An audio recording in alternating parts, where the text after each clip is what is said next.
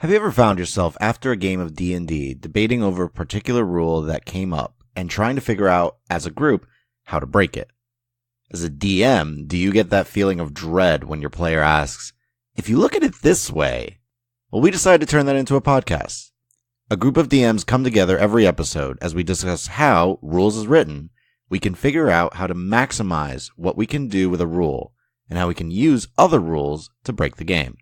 Each episode, we will be joined by a guest, including DMs from some of our favorite podcasts, and get a sneak peek behind the DM screen from some of our favorite shows as they share their own thoughts and experiences on a particular rule and how it has affected their games. Please feel free to jump in on our discussions by leaving us a comment on Podbean, iTunes, Google Play, or Stitcher, or feel free to email me at dm@dndraw.com, or send us a tweet to @rulesaswritten and let us know how the rule may have come up during one of your games or how you figured out a way to break the game that we didn't discuss. So, thanks for joining us. Hey, this is Tony. Hi, this is Bethany. Hey, it's Rachel. Hi, it's Rob.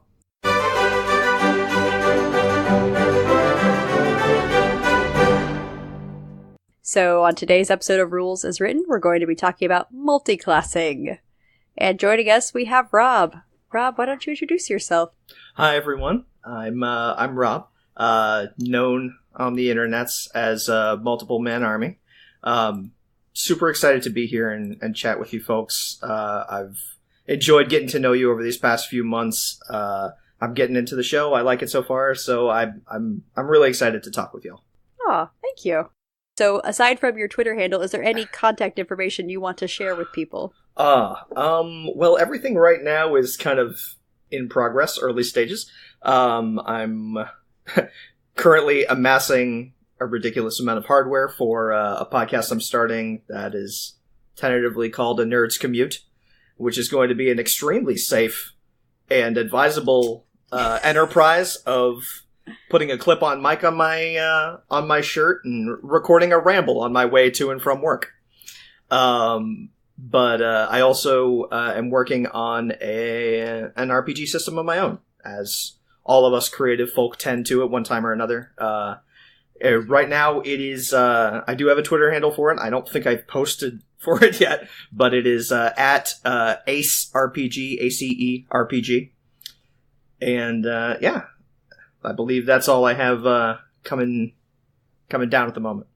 All right. Well, so we usually start with the interview questions, which are incredibly tough. You've seen them ahead of time. I know. People really struggle. I'm glad you prepped me. I'm glad you prepped me. Yeah. It's hard-hitting journalism we do here. So, you sort of start answering the first question, which was, tell us about what you create. Yeah, I'm kind of full of creative energy, and I previously had a podcast with a buddy of mine. It was actually for the miniatures game HeroClix. And I did that for a long while. My buddy moved away, and we, ever since then, I've been kind of bouncing around between different hobbies, settled into a nice groove with RPGs. I'm really just kind of enamored with them right now. So that's been my focus as of late, and I'm trying to get something creative out there. It's that fun hurdle to get over of actually starting a project, plotting it out, and completing it. So yeah, I'm hoping to get there soon. Well, good. Yeah, I think it's interesting. A lot of us were looking for this as a creative outlet for what we want to do, but at the same time, there's all of this non-creative stuff you have to do to support doing the creative thing. Oh, yeah. Right? Yeah. Turns out you have to play RPGs to talk about RPGs. Yeah, yeah, Wow. and study. That's a concept. I think the studying part is the There's one a lot that of kind reading of involved. Yeah. I'm not a fan. Yeah, of reading or of studying. No, all of it. I just roll dice. It's nonsense. Yeah, just roll dice and tell me what happens. I'll be happy. No. Yeah. You're like, forget all this other stuff. Very much kidding. So, I know. Based on our conversation, let's talk mechanics of multiple systems. I am probably the dice board game, card game, and miniatures game player who hates dice more than anyone. Ooh, this could get contentious. Rachel's in it for the dice. I'm in it for the dice. I'm in it to mitigate the dice as much as possible. So, Oh, interesting. Yeah. Okay. I feel like we have to have a future episode on just dice rolls. And how amazing That'd be they really are. good. Yeah. Yeah. Don't get me wrong. I love how badly things can go and how well they can go. But, just when what the dice argue so hard with what would have been so narratively satisfying, it's just like, my soul. It's like, I'm going to do this amazing thing. Rolls. Nope. Well, No, I'm never not. mind. Sometimes I go, well, in that case, there's no roll. We're just not rolling for that. It's happening. There you It's go. just going to be a thing that happens. That seems easier. That's amazing. I love it. Let's do it. Yeah. Yeah. So, we're going to go into the topic. Actually, I'll ask you, Rob. You suggested multiclassing. Why did you propose that as a topic for Rules as Written? I proposed it as a topic for Rules as Written because I haven't done it. I didn't know that! Oh, that's so Yes. much better! Yes. Yes. So it gave me an excuse to kind of dive into it, look at it, because, like I said, my first experience was with 3.0 and 3.5. So multiclassing into prestige classes was the Yeah. thing to do. Like, that was the hotness. That's how the game And- works. Uh-huh. Yeah, Yes. like, it's just, okay, I find cool prestige class, I find the best way to get to the requirements for that prestige class, and I shoot right for it, you know? And now, with D&D 5, and the archetypes, and the kind of, shifted power scale, like dealing with proficiency bonuses and stuff, I didn't know how well multiclassing would work. And so I'm like, alright, well, gives me a great excuse to figure it out, talk about it, and see if I can have a little fun playing in that sandbox, so... Yeah, so just for reference, correct me if I'm wrong, Tony, multiclassing is a variant. It is technically a variant. Yeah. For 5e, since we're talking Rules as Written. Yeah, we're talking Yeah. World of Written. It is technically a variant. However, I don't think there's ever been a point where we haven't allowed it. Yeah, it's like feats and multiclassing are like the least contested variants that I've Yeah. seen. So Yeah, so just for background, multiclassing is just allow you to gain levels in multiple classes so that you can sort of mix the abilities of the different classes. And I think the idea is this is to allow you to kind of build a character concept that a single class doesn't allow for. In reality, it's a lot more complex than that why you would do it. Yes. So I it's mentioned before on the podcast for Rules as Written. I had a character I played in Tony's game. I loved so much, who kind of became over multi-classed just sort of organically. I didn't set out like, all right, I'm going to start out Ranger, then I'm going to go Rogue, then I'm going to go Fighter, and then I'll go back to Ranger, and then I'm going to go Rogue again, and then I'll go Cleric. But yes. Wow. So my Ranger, character shape- Rogue, Fighter, Cleric. my Ranger, Rogue, Fighter, Cleric. that old trope. Yes, yeah, you know the classic. Everyone thinks when I play a character, it'll be a Ranger, Rogue, Fighter, Cleric. Yeah, obviously. But for that particular character, it was driven by really two things. And I think there are different reasons multi-class, but they tend to, I think, kind of boil down to either sort of a character concept with sort of a narrative element, or you're looking for versatility. Mhm. And it was both for that character. So the best reason. Well, yeah, because basically my party was a mess, and I'm like, I have to be able to do a little bit of everything so we don't die. That was the whole original goal. But then, as a character, she met different NPCs who taught her things, so it made sense, like, hey, I've been hanging out with the cleric for like 6 months. I'm getting super, super religious now. Yeah, I'll go cleric. I can get some heals. Yeah, Couldn't why not? hurt. It's like, oh, one of the guys we were in prison with happens to have lots of lockpicks and has rogue skills. Hey, can you teach me how to do that? While we're here, I mean, Yeah, that seems really useful. But on the flip side, this came up, I think, in our power gaming episode. There is an element of wanting to get better at particular things, and that character was like, I want to get better at staying alive, so having some skills, and stabbing things really, really well. She was really good at stabbing things. I have called this character a glass cannon several times because her average damage was in like 25 per Yeah. hit on average, with like 3 attacks per turn if she didn't action surge, oof. but 1 solid hit and she Oh might yeah, I be had no down. con, so I would die really, really fast. But I think that was sort of where I came at multi-classing from, but it wasn't something I set out to do. It just kind of felt like the right choice. But I know other people are kind of resistant to multi-classing because it feels unnecessary. Yeah, I mean, I can kind of understand that, especially, like I said, with the new archetypes feature.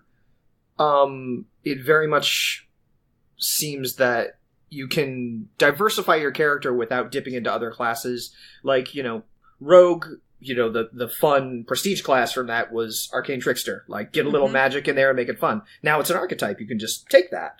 So seems like they've kind of tried to almost distance themselves from multiclassing with the 5th ed rules, especially with tying the ability score improvements to class levels as opposed to just character levels. Right. Yeah, so your proficiency bonus carries over regardless of what you're multiclassing in, but you lose the ability score improvements unless you're hitting those markers, and that definitely changes how you would handle things. Yeah, so it feels like mechanically it might be a bit weaker than in some other editions, unless you're super, super focused on kind of, min-maxing it or like getting exactly to this one thing you want to do and angling everything towards it.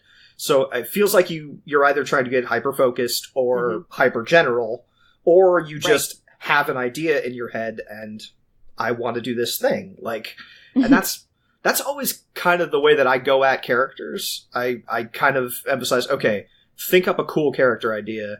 All right, then try to find how to make that mechanically, as opposed to the other way around. Like, I don't go and say, okay, I want to build a cleric. I go and say, okay, I want to make, kind of a hermit who's very devoted to the cleric. Okay, I kind of sound like I'm talking about a cleric. Okay, maybe a monk, maybe a cleric, maybe a multi-class monk cleric. I don't know, but that's kind of my mindset. So that's what got me thinking about multiclassing is, does it work? And we'll explore that. Yay! Well, so, Rachel, I think you could talk a little bit about what your thought process was for Elaine, who you're playing in Rumble Squad. Yeah, because that's really the first time I've multiclassed, because I'm actually one of those people, I'm like, I don't think you need to multiclass. But the main reason I decided to is because, being 100% honest, I looked at the barbarian classes and I looked at the druid classes, and I was like, I really want to play both. Okay, so story-wise, so story-wise, how can I make both? And so I'm actually only 1 level barbarian and then 2 levels druid at the moment. Okay. But I do have loose goals, like, okay, I'm aiming for maybe like 10 levels of each to be, 10 and 10, just based on what the abilities they get and everything. But, I mean, if story drives it another way, which, I mean, the training on the druid, Tony, is going to be difficult, but I may just end up... You're in the middle of the woods! How is training Everything to be a druid is your gonna be training. difficult? Unless I'm just poofing and practicing. Go to nature and say, nature, teach me your ways. I am your shepherd. You're a circle of the shepherd druid. Yeah. You specifically go to nature. Yeah, go hug a tree, man. Like, that's all it takes. There's a correspondence course. Yeah. University of Phoenix druid classes. They'll hook me up. But, yeah, so, like, my main reason for choosing to multi-class this time around was just because I really liked both of them, and I could not settle on which one. So I was like, you know what? I'm just gonna multi-class and see where it goes from there, because I don't know what I'm doing. Because you were thinking, I want to be a giant spider, but I also want to be a raging giant spider. Exactly. See, in my head, you said that combination, and my immediate thought was Swamp Thing. Nice. Like just an angry nature's protector with all kinds of like cool nature powers. I'm like, I can get behind that. I mean, that kind of makes sense for Rachel as a player. Destroy things harder. But for good reasons. Yeah, for good reasons. Oh, yeah. Yeah. So, Tony, maybe you could explain, because I know you have kind of came up multi-classing a different approach for Uthal, the character you play in my game. So, the funny thing with that character is so he's a fighter barbarian now. But I started he's a Goliath, and I was like, you know what? I want him to be, my inspiration for him was Full Metal Alchemist Major Armstrong. Perfect physical form, all that. But soldier, massive guy, likes, focusing on perfecting his technique and all that. But basically, he had an entire clan who was filled with barbarians.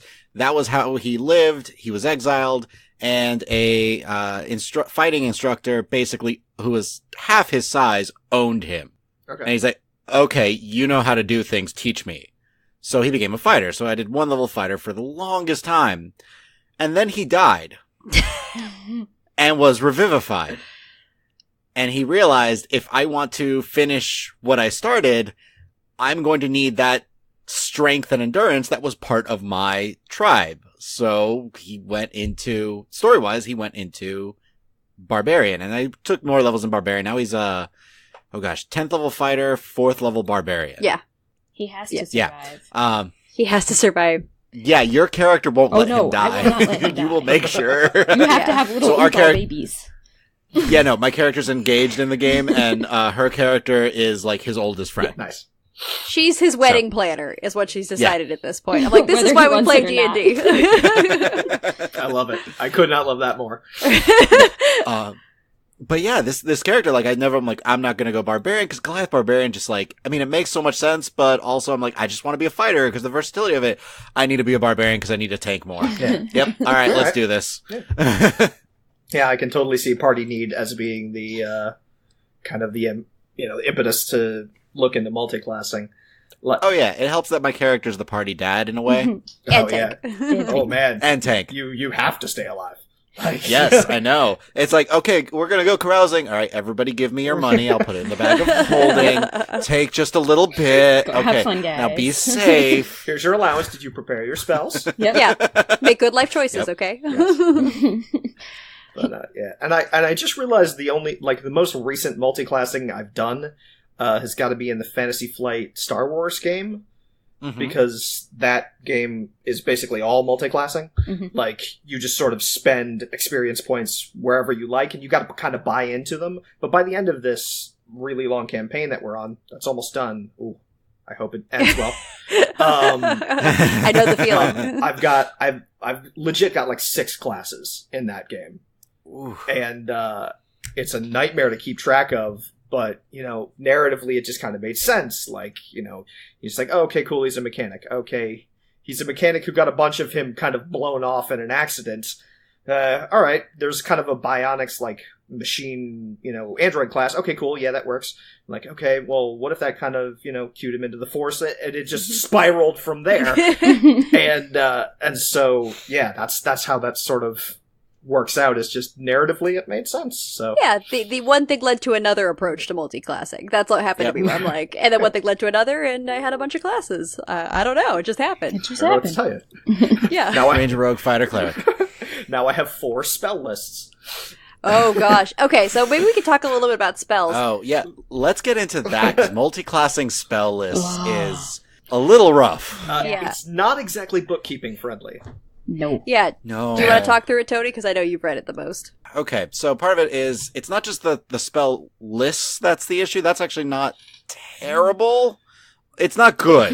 It's not, but it's not the worst. What is really gets like really weird is if, depending on what spell casting class you take, depends on how many actual spell slots you get. Mm-hmm. So if you pick like let me pull it up real quick. Like a druid, bard, cleric, druid, sorcerer, or wizard, it's your normal level in terms of this chart that they have and determining how many spell slots you have. But if you are a paladin or ranger, you have to count it as half that class's levels in terms of determining multiclass. They're not true spellcasters. Yeah, exactly. Because they're not real spellcasters. You know what? I will let you die, sir. Posers. Yeah. Let you die. That sigh said everything. Oh my gosh. No, that took a while with Aura, just because you had your ranger spells, but you also had your cleric spells, but then you had to, Yeah, it's very fiddly, I think, the way the spellcasting works. And in a sense, you don't get the best of both by any means. There's very few combinations where you're like, I'm a better spellcaster now. You're like, I'm a slightly more crummy spellcaster in 2 ways. Yeah. So it doesn't really motivate you, I think, to multi-class spellcasters. Well, the one thing I was going to say for Bethany that actually wound up working out in your favor a little bit with your cleric is you did get 3rd level spell slots, even though you had no class that could cast 3rd level That's spells. True. Yeah. So you wind up casting like inflict wounds at 3rd level. Which is like by far one of my favorite things they added to 5th edition for spellcasting was bumping up the power when Scaling you cast up. it at higher levels. That's the only thing that makes multi-class spellcasting work. Right. Yeah, absolutely. Yeah. Otherwise, it all falls apart. It's still like slightly fiddly, but yeah, it does function. And it worked out okay for my character because, 3rd level Inflict Wounds was pretty decent.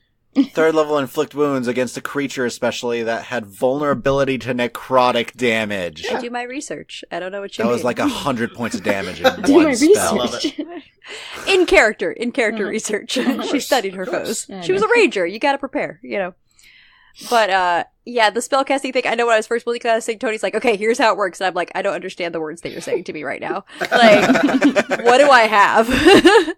So we won't go through how all of the table works. You have to read the section of the book. But suffice to say, it's good to be cautious and plan if you're going to try to multiclass spellcasters, or it's going to get a little challenging, I think. From the perspective of you might not be getting... You aren't getting what you think you're getting. Right. You're not like, now I'm full power of a wizard and a sorcerer. Yeah. Well, I mean, flavor-wise, it kind of works. Yeah. Because, I mean, like, you're increasing in power, but not necessarily in skill. So you're gaining more as a... you have access to more power, you just don't have the experience of those particular classes to focus it. So, okay, I can cast that level 1 spell at level 3 now, but I can't cast a level 3 spell because... I haven't learned any yet. Yeah. Yeah, I think that does have a certain sort of sense to it. I don't think it's necessarily wrong the way they do it. I just think it's a little confusing. That's mainly I think the way it's worded is a bit much.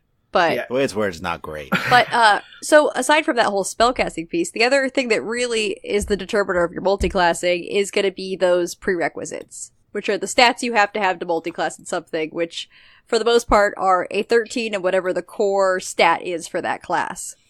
So this came up recently because we were trying to figure out if you could point by a character who could multiclass at everything. Oof. You can. Wow. You can. I counted it because if for point buy you have 27 points, and if you put enough points in everything except con, you can have 13 in everything and then a 10 in con. Granted, you'll be bad at everything. You'll be bad at everything. Yeah. Well, I mean, you're like barely competent at everything. No, but this all came up because a video also that I watched that has the same thing where a guy's like, yeah, I made an every class character. I'm like, why? It's ridiculous. How can you? Why? And I looked at it and I'm like, because you oh my can. gosh, you can do that at level 1. If you're like a 13 at everything and then like a 10 in con, you can by level like 9 be one of everything and be really mediocre at everything. I kind of like the idea of being like mediocre adventurer guy. Level 12. Oh, level 12. But yeah. I'll say only level that'd 9. That's pretty good. No, I was like, I miscounted. It doesn't have a great narrative flavor to it, perhaps. No. It's one of those that's more of an academic, I think, sort of question, at least for me. Yeah. That's the other thing that I really struggle with is, like, some classes just narratively, it's hard to fit them in after character creation. Yeah. Just because of the kind of theoretical time it takes to learn that stuff. So that's a funky one for me, too. But well, yeah, I like, which classes are coming to your mind? Wizard is a big yeah, one. that's what I was thinking too. Yep. Like, You're like, the one. guys, I've been studying all along. Surprise! yeah. I'm a wizard. I mean, What about fighter too? I mean, essentially you're being trained to learn how to use every armor type and every weapon type. yeah, it feels like that one is something that you can justify multiclassing if somebody else in the party is a fighter. Yeah. Right. In which case, kinda why? But, like, But? mechanically why? Not narratively why, totally. But, I mean, yeah, there's always reasons to multiclass into fighter, I guess. Well, I was joking. Action surge. Yeah. Yeah. Extra attack, action surge. Yeah, I have argued, I'm like, Yeah. everyone should multiclass 2 levels fighter. I don't care what you do. That action surge, if you're a spellcaster, if you're a melee fighter, it's a game changer. Like, That action surge is also the only way you can cast multiple actual spell level spells in a single turn. and then if you happen to be a sorcerer, then you could maybe use, your meta magic. Like, sorry, if you want to just And like, just make it disgusting. yeah, sorry, there's a part of me who wants to do stuff like that, where I'm like, yes, all of the power, just wreck something on a turn. I mean, doing this research, it definitely got me theory crafting like crazy. And I'm like, okay. That's really cool. That's narratively cool. Is it mechanically effective? Yeah. I mean, it's going to drop off hard at later levels, but But early on, man, you're a wrecking My ball. level 2 rogue warlock is going to be sweet. So, I know he's not here, but Giuseppe's character for our I was just campaign, thinking that. he did the exact opposite of why everybody multi-classes. Well, he did it partly for character reasons, but the other part is because he wanted to make a bad build. Because he rolled, like, the most insane stats for his character. So he was like, if I like do my normal thing of like making a really competent character, it's just gonna be disgusting. Like, you guys will grow to hate me. And I'm like, it's true. I will be disgusted at the sight of your face. And the big thing is he was saying he'd get bored. Yeah. Sure. If you're good at everything, I mean, where's the fun? You know? Yeah. So he was like, what classes do not go together, do not like mesh at all, and that's what I'm gonna build, which is why, Tony, you have to Monk Paladin. Monk Paladin. Because they do not synergize, really. I'm sure everything could work together, but if it's a two-handed paladin, I'm really just gonna give him the slow clap next time I see him. Oh no, he goes the unarmed strike. He asked me, like, is there any, like, weapons I can put, like, to my fist? I'm like, well, there's a thing called cestices, which I can, that's a thing. And he's like, can I get some? Cool. So I can punch people, or I can exploding punch them with my divine smite. I like it. Yep. So that's what he decided to do. So I thought that was kind of an interesting way to go about it, because there are classes that just make sense to multi-class together. And that was kind of one of the questions I had here was, what are the classes that are good for kind of dipping in? So maybe not you go all the way, you're doing like Rachel's where it's like a split, but kind of taking a level or two in. And there's some that really stayed out to me. My favorite is Rogue. Mm-hmm. Or Fighter. Rogue or Fighter. You should take 2 levels. Completely legit. Rogue for me is definitely the expertise. If you're a dex-based character, that sneak attack and cunning action at 2nd level is bonus action dash, bonus action disengage. Yeah. I mean, that's huge. It means you always have a useful bonus action you can do. Whereas a lot of classes have a totally wasted bonus action. That's huge for me as well. Like, not having a bonus action, or like just feeling like I've wasted a little bit of action economy is nails on a chalkboard. I have that exact same problem. Yeah, I was talking about this with someone. I was like, I hate the feeling of being like, and that's all I can do. And I'm like, looking enviously at the fighters, like, stupid options with your... Nothing's worse than that feels bad turn of like, okay, I don't have to move. I cast a spell. I miss. I'm done. That's it. Hey. As a paladin, I have very few bonus action things I can do. Yeah, but I keep you guys alive. But your bonus action is to make your action stronger. Yeah, when I'm not... I mostly save it, mind you, because I have to heal you guys. Yes, I know, you mostly save it because we rush in and take all the damage, and then Chris goes down, and then you have to save him. Yeah. You know it's Chris. Rachel's husband is a very bold monk. Oh yes, I remember discussions of this monk. Yes. Yep. Goes in, punches the thing, stays there to get hit. Did the thing drop? Oops. Speaking of monks, I think monks are good for taking a level because you can get that unarmored defense, which can be really useful for a lot of non-armored classes. Yeah. Yeah, the ability score, I was trying to figure that one out, and I was trying to fit it into something where the ability scores kind of synergized a little bit, because I feel like I didn't really want to waste kind of the wisdom-based stuff from the monk, and I'm like, oh man, I mean, wisdom is tough for that to go unarmored. Like, I don't want to do that with a cleric so much, because I feel like I'm kind of... Yeah, like sometimes even heavy armor. So, like, I like it, and I feel like the dip into monk might get a lot better with, like, future classes. Like, I think once we get a couple more squishy classes that go with that, I think it could be amazing to dip into monk. Because that's just kind of like, oh, cool, permanent mage armor style. Basically, ability. yeah, for free. Yeah, it's just you're just naturally this way. And if somebody gets up in your face, you just kick them and run. Yeah. You just sort of generally flail at them and they can't hit you very well. Yeah. And I know we talked about action surge, but oh my gosh, why does not everyone have action surge? Like, I get that. That's basically what the new Pathfinder is. Like, I don't know if you've looked at the playtest for that, but yeah, it's basically everyone has action surge. It's great. Oh gosh. Because it feels good. It's great. I love the idea of being able to do those 2 full actions on the same turn, and And yeah, the dip into fighter is very, very tempting. Well, yeah, you get you get your second wind too, which it's not as valuable at later levels, but at early levels, it's huge. It's basically a free heal, you know, that you just do for yourself by going, I'm good. I feel better now. Let's go. And I'm not dead. Yeah. I do really like the action surge. I had my my warlock that was when I played her to level 20th.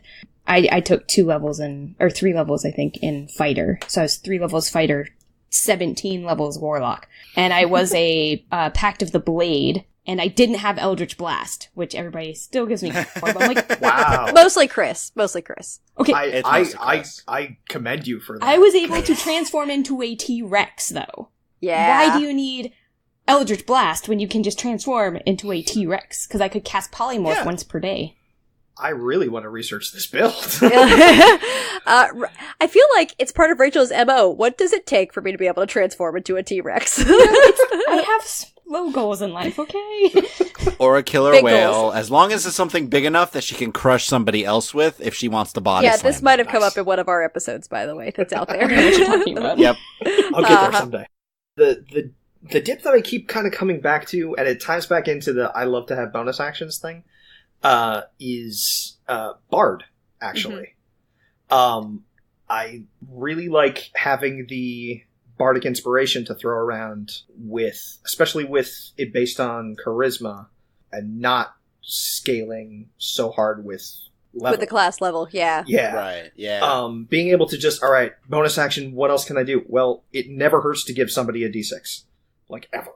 Yeah, people are like, ugh, yeah. pass. Yeah, no kidding. I don't want your D6. Keep it yourself. And yeah, just at level 1, Bard gets a bunch of nice little support abilities that you can throw out. You know, you can spec the level 1 spells to healing. It's very much the versatility pick kind of thing. Because you're like, okay, do I need healing? Sweet, I can go healing word and cure wounds. And okay, cool. That's what my level 1 Bard does. Is he just keeps people from dying. Like, I'm never going to get somebody back up to full health, but they're going to not die, and that's important. Yeah. People value not dying. Mm-hmm. Yeah, it's pretty comfy. It's pretty nice. I'm doing it right now. But yeah, I didn't have that one on my list because I think I was focusing more on. I get hung up on power. Let's be honest. I like power. Yeah. But the support role is valuable too, especially depending on what your party needs. But you also don't like bards. I hate bards. I'm sorry. I'm not. Yeah. Okay. Okay. It's come up before in the podcast, so I won't. No. I have my reasons. There is actually a very good reason. Rachel and Tony are witness to the fact that Chris played the worst bard in our first D&D game ever. He was awful. Yeah. He did all of the bad bard things and none of the good things. He's a bard that didn't bard. He didn't perform. He just was obnoxious and wanted to be famous, and I hated him. And he made me not the worst, and I just wanted to set things on fire as a sorcerer, so. I mean, so it's like that one, bad drink that you had too many of that one night, and just like, I can't do it anymore. I'm sorry. It might be great, but I can't do it. Sorry. It's been soured for me. Yeah, I will say though, I'm trying to get my sister to play, and she is musically talented. I'm like, please come play D&D with us and please be a bard. I would love to see you like legit spontaneously perform for us. And she's like, maybe. And I'm like, please. So that I'm into. I don't tend to go to bard. It's not in my comfort zone. And I am also trying to learn to play a support character because I don't play support characters very much. I deal damage usually. So I'm playing a support character now. Okay. I mean, I'm supportive, but mean. It's tough love. Yeah. Yeah, just tough. just tough. We're focusing on that. We're focusing. So, Rich, I know you talked about warlocks. I would take levels of warlock just to get cantrips like Eldritch Blast. I would do it. It's a great cantrip, especially if you wanted to be in another class that doesn't really have great cantrips that are gonna, give you good utility. The fact that everybody's like, oh, you can't be a warlock unless you have Eldritch. I'm like, yeah, watch me. The thing that I really loved when I was looking at warlock is some of the new patrons make it really interesting to multi-class. Yeah, I do. I like the patrons too.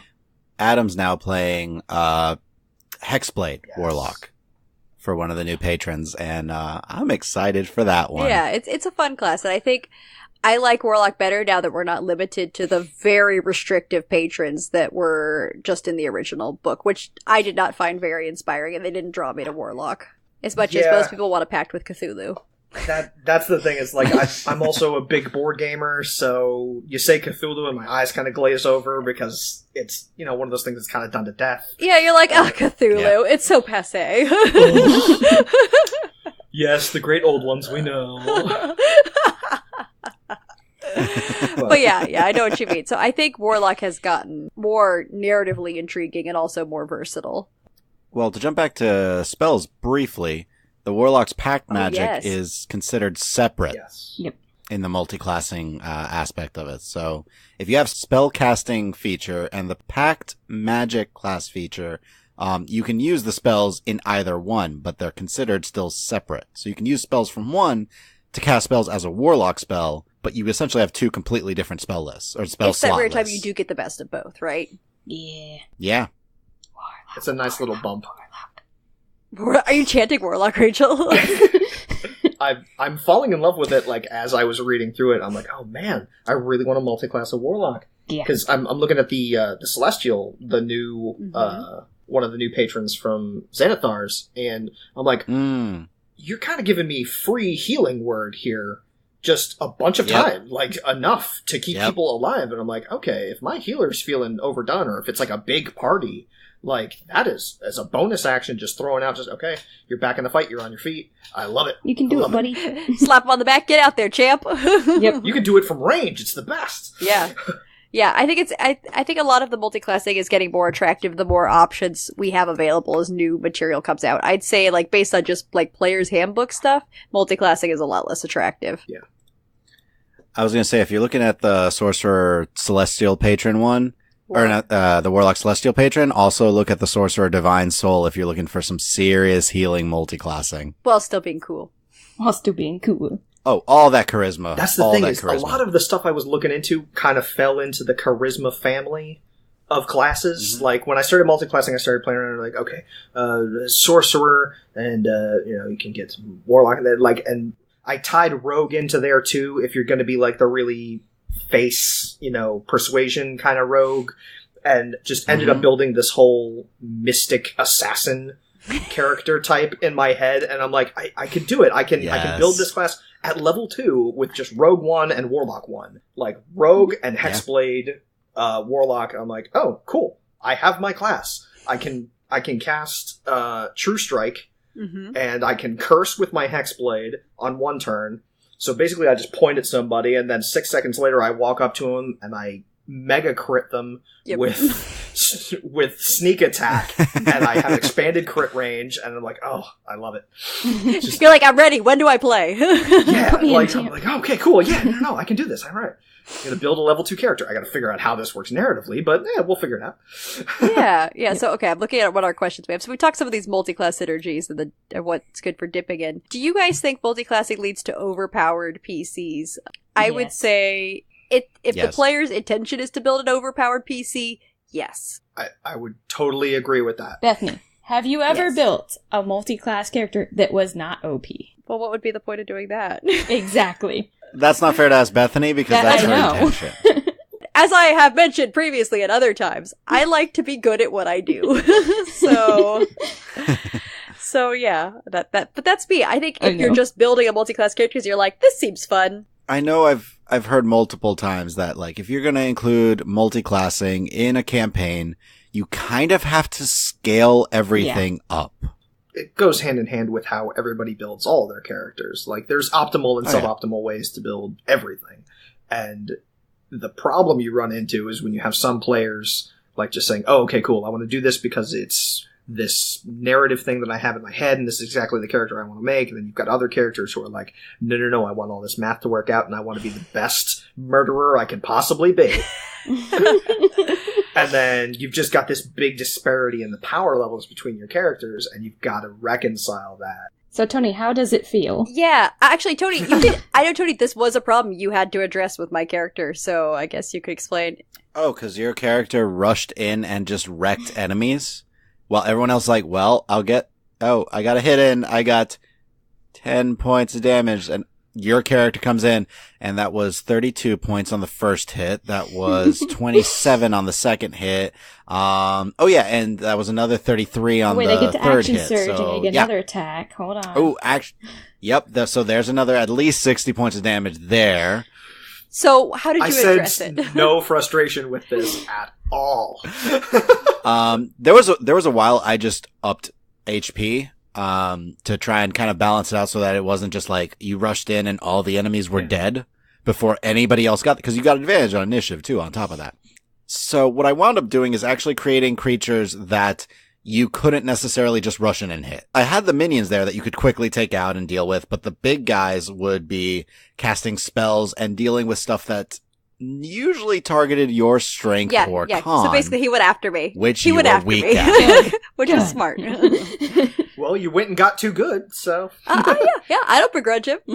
You were dealing with intelligent Underdark races and demons. That's why... I expect them to have schemes. Yeah, and that's why you become a ranger whose favorite enemy is fiends.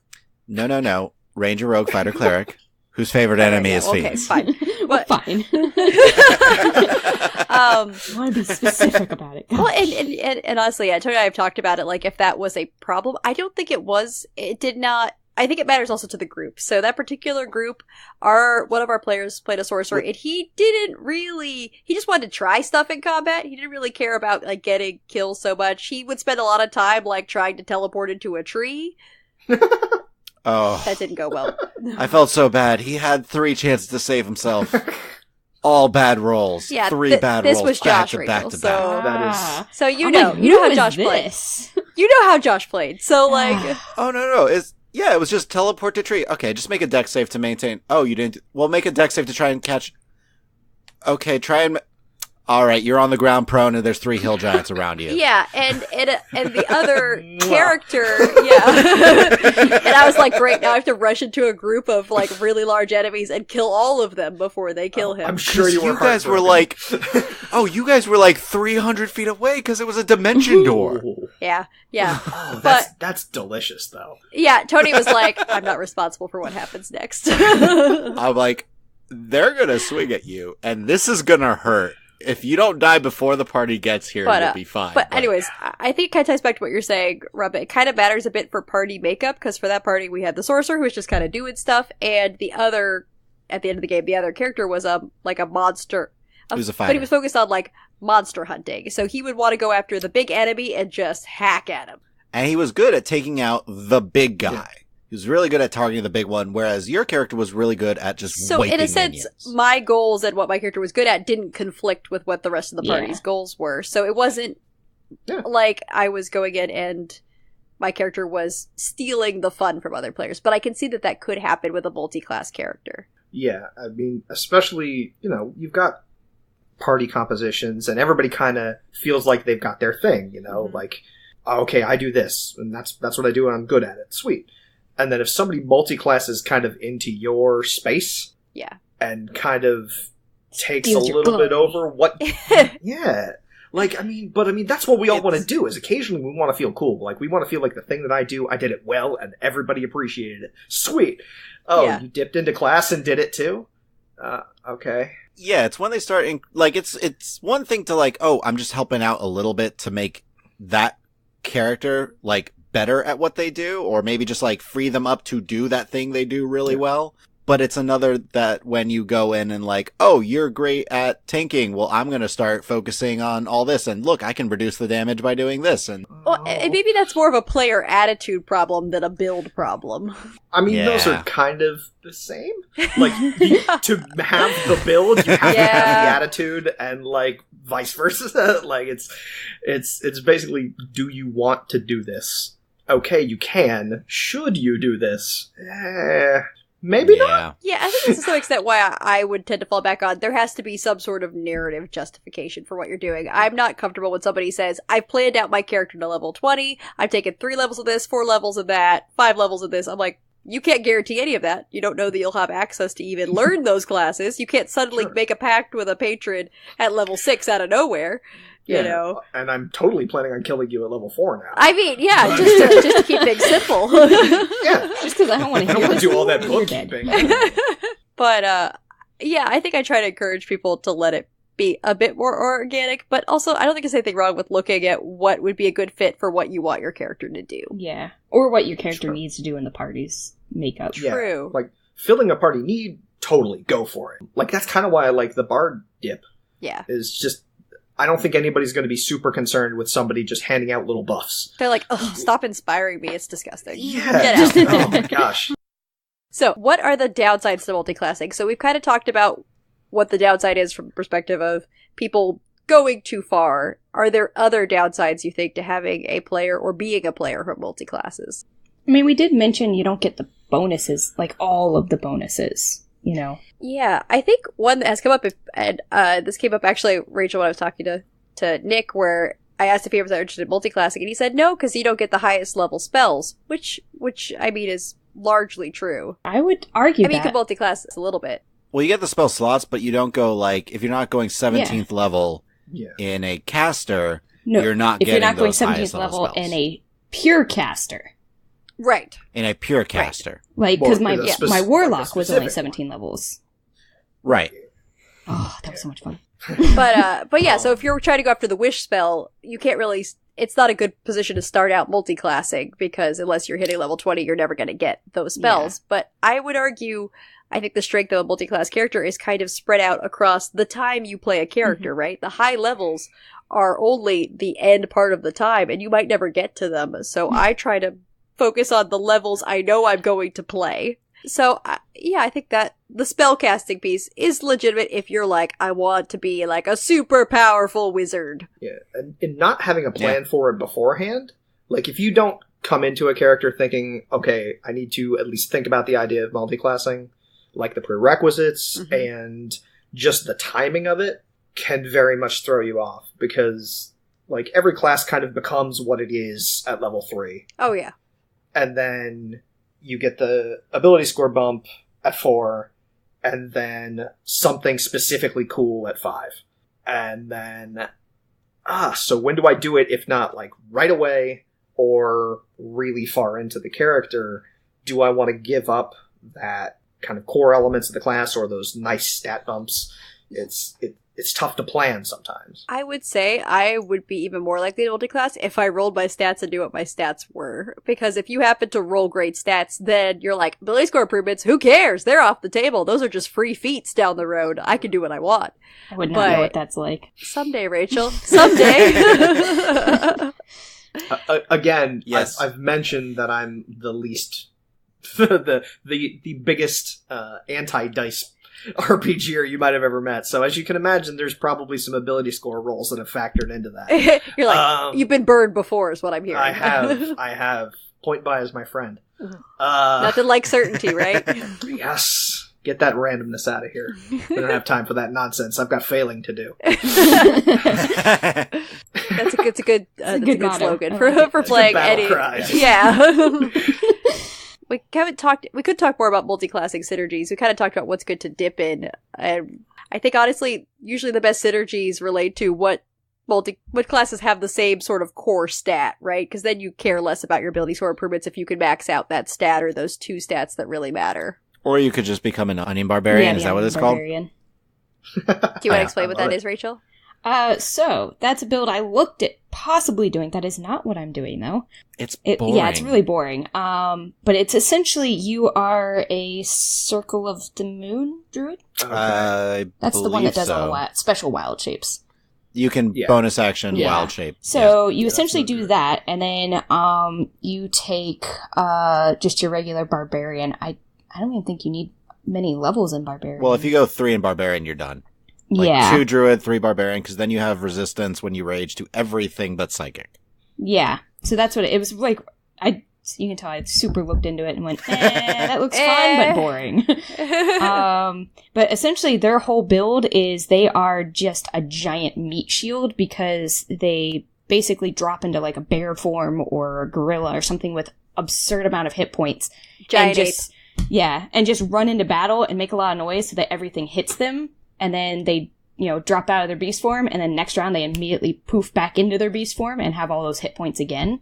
So they're just layers of hit points. So they're like an onion. Where you're just raging, so everything's at half damage. And that makes me sad. And I'm like, it's one of those things I'm like, this could be a lot of fun, but it also feels like it would get really boring really fast. Like, guess what I'm going to do, guys?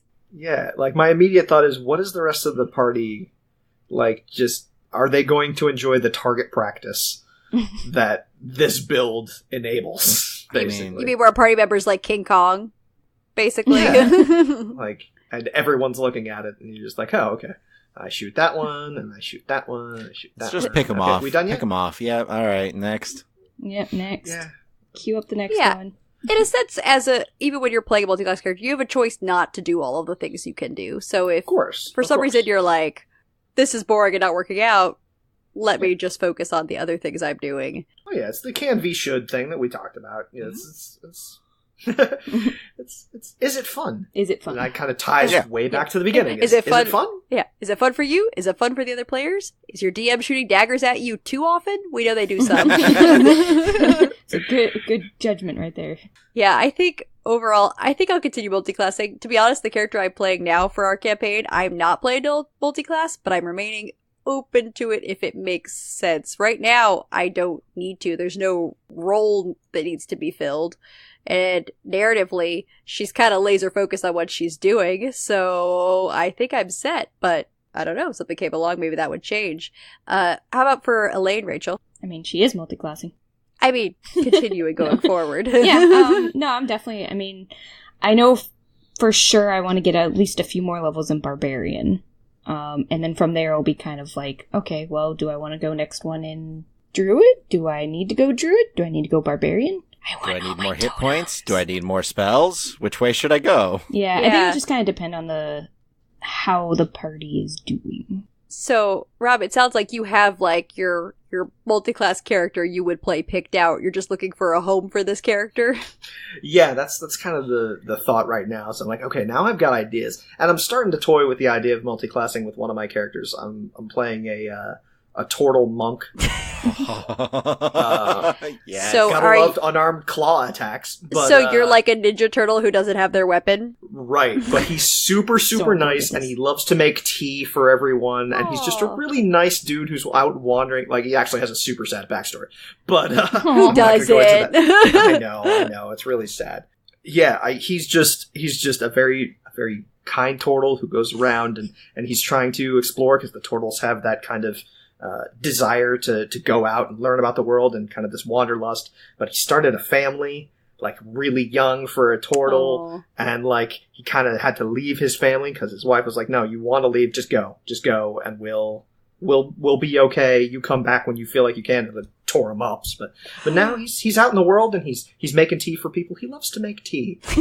And like, to the point where I bought an electric kettle and like a tea sampler set to bring to my friend's house to make them tea during the session.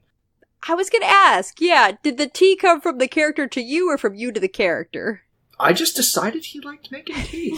Like, I just wanted him to be like a very calming presence. Like, he's a monk of the open hand, like very, kind of peaceful, like put together guy. He's this turtle, 6 foot tall, 350-pound turtle just walking around. He's the nicest guy ever.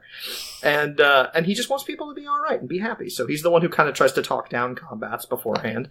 And so now I'm trying to think, okay, where can I go with this T angle? Because it doesn't really, like, lead into anything mechanically for a monk. But if I was going to multi-class it, could I kind of transition that into another class via some sort of, like, spiritual realization into maybe cleric or something like that? Nature cleric. Yeah, like that was my immediate thought. I'm feeling it, because then we could add some healing to the party, which we need. And I'm like, that's tempting. So now I'm toying with it in my head. So I'm like, okay. Nakali, the turtle monk, might become a monk cleric. So I've got to work on the narrative justification for that. But yeah, it's definitely kind of tugging at me. And then I very much want to make that.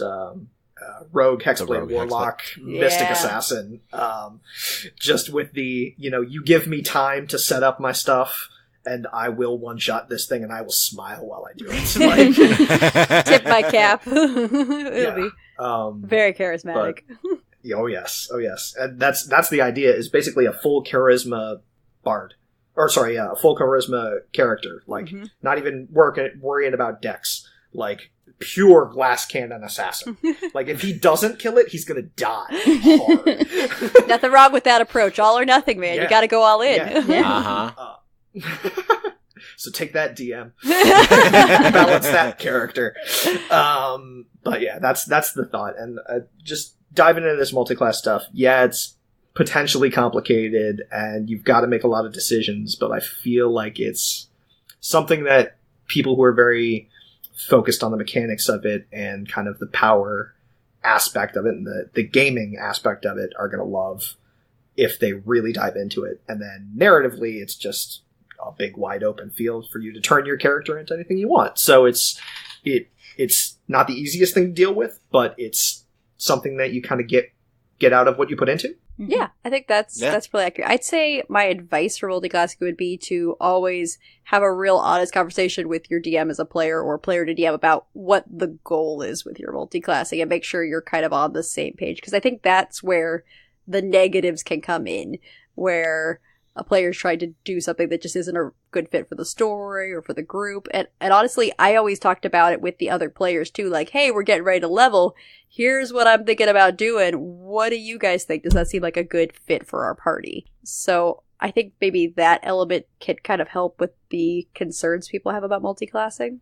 I mean, communication helps. Well, yeah. 99% of the time. But basically everything, right? Yeah. When in doubt, talk to people. People are people. They like to be spoken to and asked. Yeah. No. I didn't get into this role-playing thing to talk to people. No, shut it down. No, thank you. Shut down. But, Tony, Rachel, closing thoughts? No, I think we pretty much touched on everything, actually. No, in summary? In summary, I love multiclassing, but be very careful and, talk with your table, talk with your DM on what you want to do, and just make sure everyone else is, like you mentioned at the beginning, having fun. It's very much all boiling down to it. Multiclass responsibly. Yeah. But be prepared to break the game a bit. Yeah. Like, honestly, that'd be the takeaway. It's probably going to happen if you're making wise multiclassing choices from a power perspective. And if that's what you want to do and everyone else wants, great. If it's not, reconsider. And that's only going to get worse with more options. Yeah. Oh, yeah. Yeah. As more classes come out and more archetypes and more little, new spells, and it's going to be interesting. Then thank you, Rob, so much for joining us. This was great. I had a blast. Hope you did too. Thank you for having me. It was super fun. I love chatting this stuff. It's what gets me excited about RPG, is just talking with with folks, especially folks I haven't had a good chance to talk about this stuff with, get a lot of new perspectives and hear all the inside stories from your games. Get to share some fresh audience. It's delicious. So, Rob, how did you get into tabletop role-playing games? I started playing in middle school with a couple of friends. Late middle school, I think. It was the very start of the D&D 3.0 game days. We were very much in it to build characters, kill stuff, and get loot. Like, it was like the stereotypical experience. Yeah, as basic D&D as you can get. It was go to place. Oh, does place have stuff? Take stuff. I like it. Yeah, Rachel's like, I don't hear anything wrong with this murder approach. No. I mean, we had fun. We did it for years.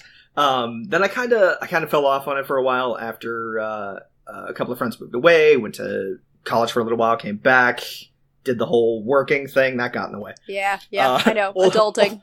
Well, I say working got in the way. Actually, I worked as a tester for a video game company, so that's right. Oh my gosh. Yeah, forget that. It's not like I was being super mature and like managing a hedge fund or something. But I guess I just kind of switched my gaming focus for a little while. But then a friend of a friend invited me to a Pathfinder game close to 10 years ago now, and wow.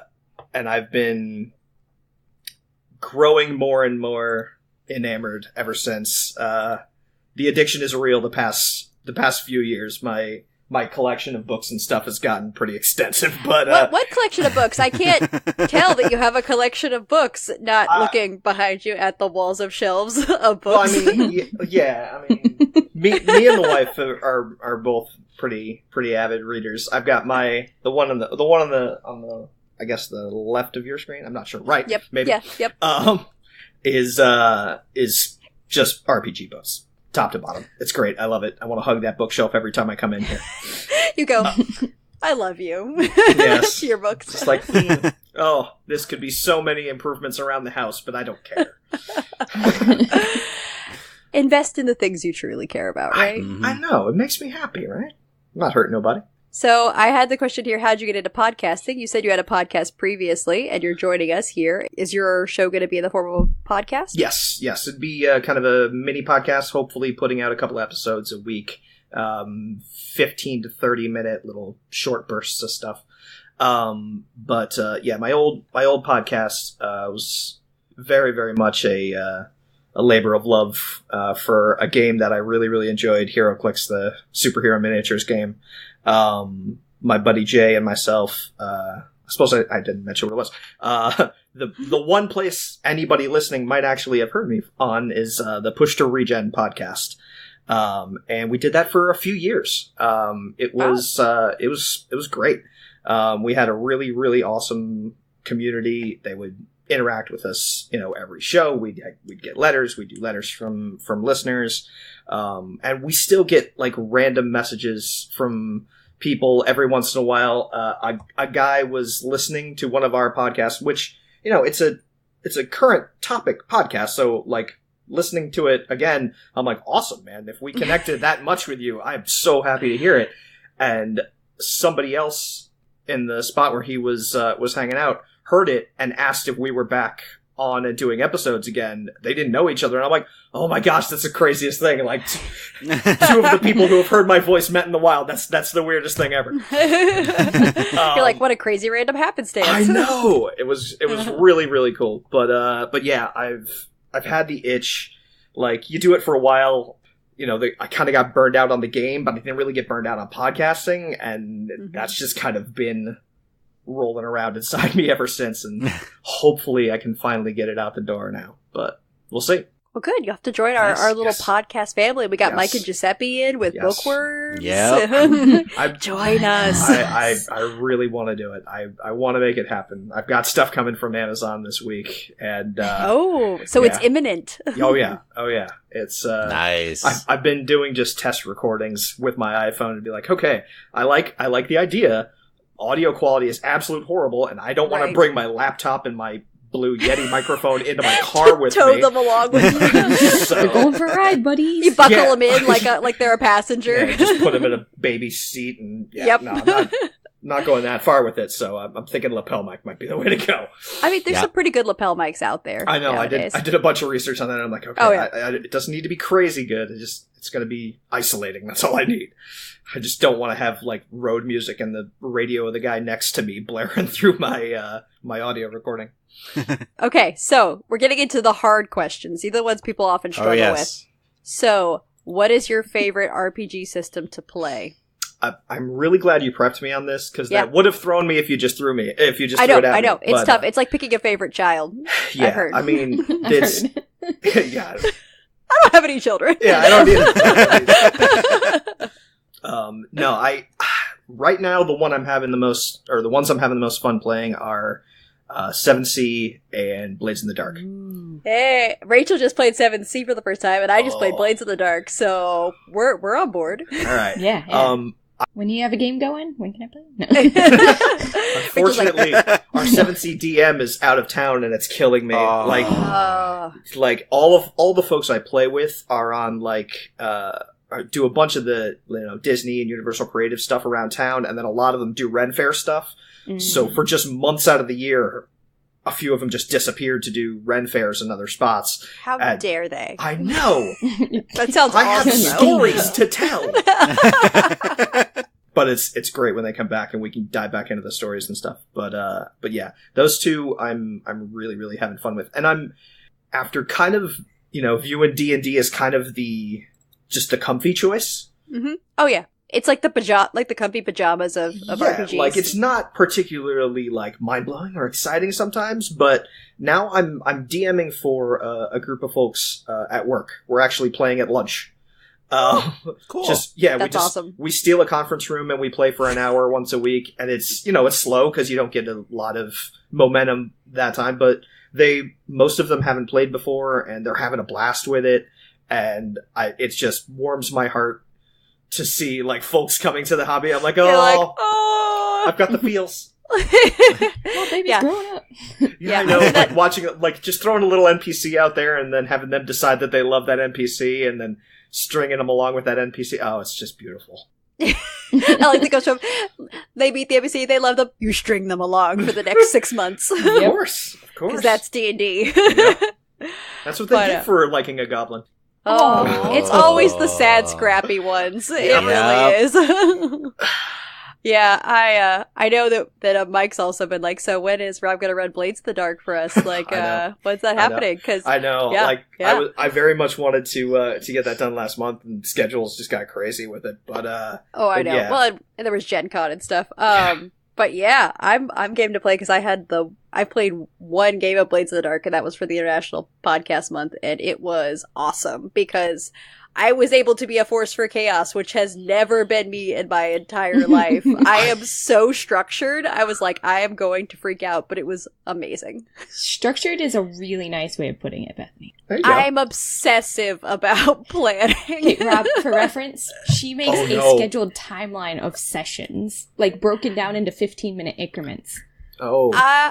Okay. So, yes, I run my D&D sessions a little bit like a meeting. I kind of like to prep an agenda for myself. It's not like a hard and fast thing, but like, what beats are we gonna hit? And then, Rachel and I co-DM'd, and she's like, what is this? I'm like, here's our game agenda. I was like, here's my bullet points and the monsters we're using. But it totally worked out. It did. Okay, good. But it was still very weird for me to be like, what is this nonsense? Because, my experience with DMing is that no plan survives contact with the PCs, but, I mean, it's not like I have exactly, and then this scene will happen. It's more like, okay, I'm kind of planning like this amount of RP time, and then they're probably going to move on to something, so it's either going to be combat or this, so it's sort of like blocks. Or they'll murder everybody, and then, no. Well, yeah. I mean, I should adopt that, especially with the 1 hour sessions thing, but, maybe it'll be an exercise for me to try and grow, because I'm very, like, I'm even slightly off balance because we're running the starter kit, Lost Minds of Phandelver. Rachel can speak to that.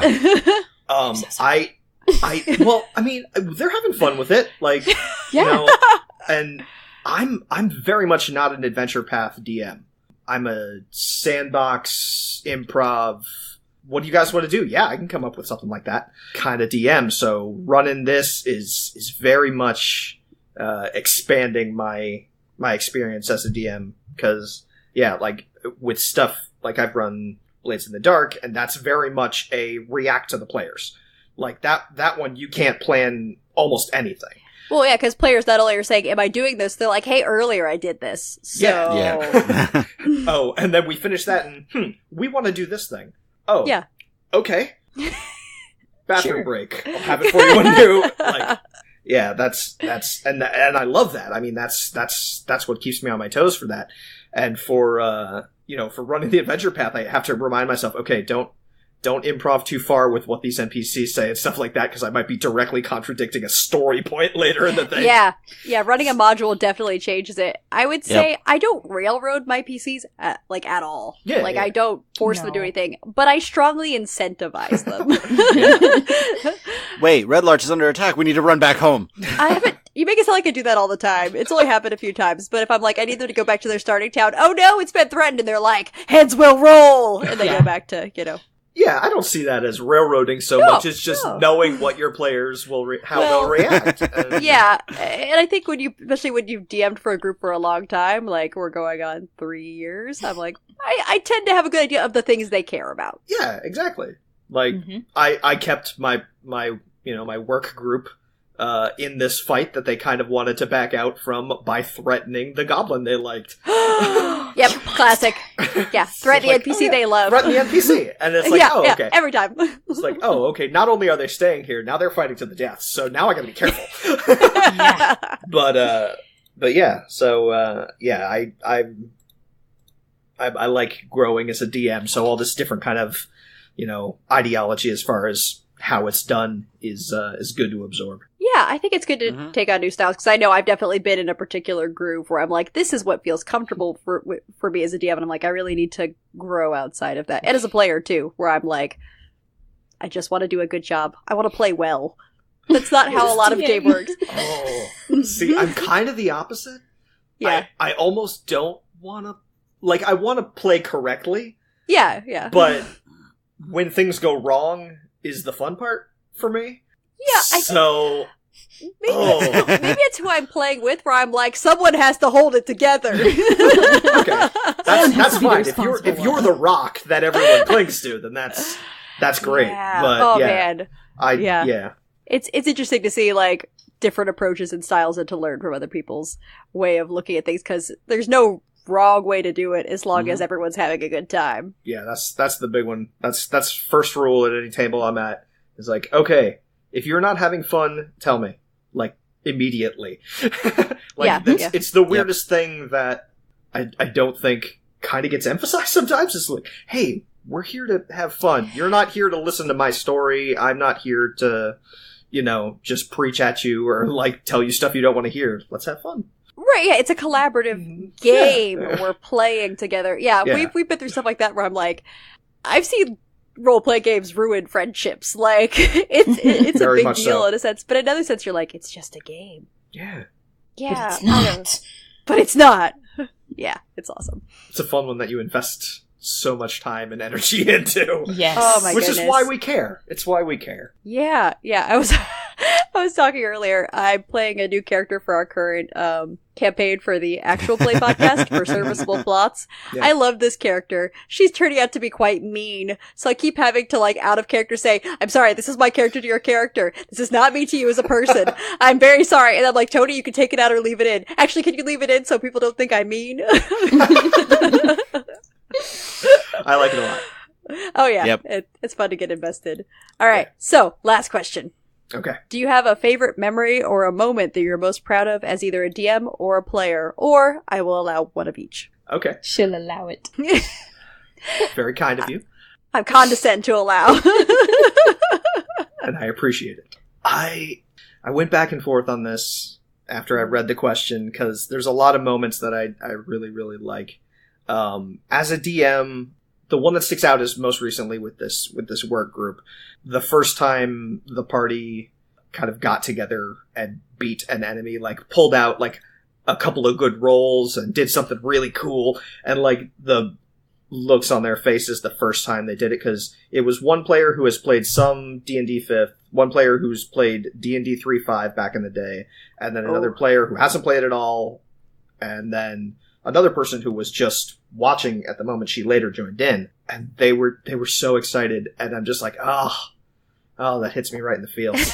It's just to know that this little story, this little game can make them so excited and so happy, and I felt so happy for them. I'm like, yeah, all right, you get it now, yay! We did this together. Yes, it's a thing. And then as a player. As I've said, I really enjoy kind of the failure aspect, just making things more and more interesting. That first Pathfinder game that I got back into D&D with, we were fighting a boss in an adventure module for Pathfinder, and a friend decided to hang back and cover our rear because a couple of the lieutenants had disappeared, and we didn't know if they were coming back, so we wanted to make sure that nothing was going to happen. And when the boss was down to a few HP, he critted on my character and killed him. Almost one-shot him. And my friend felt so bad about it that he turned his character insane over it, basically. Oh no! Because he had the next action after I died, and he magic missiled it, and it died. And he magic missiled the boss, and the boss died. So and that I mean, in that campaign, it kind of became a running theme that my character died. They built a town and there were several statues in the middle of the town that all looked suspiciously similar. Oh boy. Fallen heroes. But yeah, he just got more and more crazy as it went on. The spiral started with that little moment of indecision. And it was just such a great moment where everybody just turned to me, like when my character died, and I just went, "Goodbye, guys," and like just walked away, and I'm just like, nope, I'm going home. And my buddy calls me, he's like, "Hey, dude, are you okay?" I'm like, "Yeah, no, I'm fine. What else am I going to do there?" It was more dramatic, so I left. Yeah. Oh man, that's too funny. We've had very few like deaths in our group, so I'm like waiting for it to happen, and I'm scared. We've had some deaths, just no perma-deaths. Yeah. Okay. Of a PC. Because we've usually had revivifies on hand whenever that's happened. It's actually because in the game I run, Rachel's really good at healing everybody. She's a good paladin, so people don't die. There's been so many times that if Rachel wasn't like on it, people would have died. Yeah. Yeah, this is like level 2 Pathfinder, so one crit and I was out. Like, to exactly my constitution score negative. It was perfect. It was great. I loved it so much. I tried so hard not to just like start laughing when it happened. I'm like, no, be serious, it'll hit harder. Yeah. Single tier. That actually happened in a Pathfinder game I played pretty recently, without spoiling, because it is coming out at some point, but exactly hit the negative con with like a channel negative energy type of thing, and he was just on the ground, so bam, hit his negative, he was out. I love it's one of those games. Someone outside is like, "How did it go?" It was rough, man. Hey, we survived, except for 2. That's a lot of death. Out of like 8 people, that's... But that might be the most tense moment in RPGing, is when you know somebody is dying, but are they dead and they haven't told you yet? They're all looking at you like, did that? Yeah. I'm gone. I'm sorry. It's like, no! People are like, "I'll flip the table!" No! To be fair, I think some of my games, people care more about the NPCs than the other player characters, because they're like, the player will be fine, but this NPC, this is all they have. If Nobody they die, will mourn them. Nobody. We will be the ones to mourn them. Yep.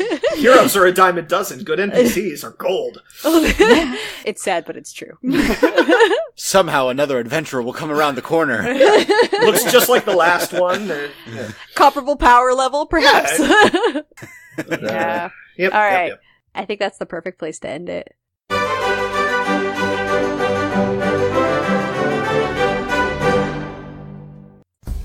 Hi, I'm Rob from the Nerds Commute podcast. Please join me in my potentially misguided attempt to make my morning drive to work productive. I'll be discussing all things RPG as I navigate traffic and start my day. My hope is that my podcast will help you and everyone in your game group get as much out of this amazing hobby as possible. System reviews, on-the-fly content creation, and helpful advice all in a podcast you can enjoy in less than half an hour. New weekly episodes can be found on all major podcast delivery systems starting in September. Also, follow the show on Twitter at NerdCommute for updates and to suggest what you'd like to hear in a future episode. Thanks for listening, drive safe, and roll on.